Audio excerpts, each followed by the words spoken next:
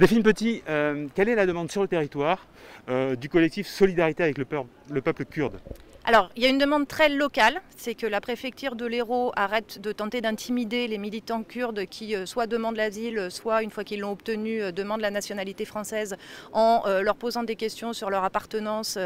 aux associations kurdes de Montpellier, voire même, et on a certains cas qui nous ont été rapportés, plusieurs cas, ce qui est très inquiétant, en leur demandant d'être des indicateurs pour la police française. Ça, c'est la première chose, ces pratiques doivent cesser. Et la deuxième chose, de manière plus générale, nous soutenons ici, il y a une communauté kurde qui est d'environ 2000 personnes sur l'ensemble de l'aire urbaine de Montpellier. Alors ils ne sont pas eux directement pour l'instant arrêtés, mais les arrestations elles ont eu lieu à Marseille, elles ont eu lieu à Draguignan, elles ont eu lieu à Paris. Et donc on soutient à l'échelle nationale le fait qu'on fiche la paix aux militants kurdes qui sont en France, qui luttent contre le terrorisme, qui portent un projet qui est un projet démocratique, un projet écologiste, un projet féministe, et qu'on ne les considère pas comme des terroristes, qu'on arrête de les arrêter, qu'on arrête de perquisitionner leurs locaux. Et la troisième chose, c'est que les nervis de fascistes du groupe turc les loups gris soient définitivement empêchés de nuire sur notre territoire. Alors à Montpellier, on n'en a pas,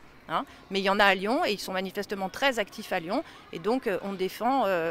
c'est pas possible que ces groupes-là agissent comme ça sur notre territoire. Et enfin la dernière chose, à une échelle plus internationale, c'est que au niveau de l'Union européenne, le PKK, soit le parti historique du mouvement kurde, soit enfin retiré de la liste des organisations terroristes, parce que c'est ce classement sur cette liste-là qui permet que aujourd'hui des militants kurdes soient arrêtés sous l'accusation fallacieuse de terrorisme.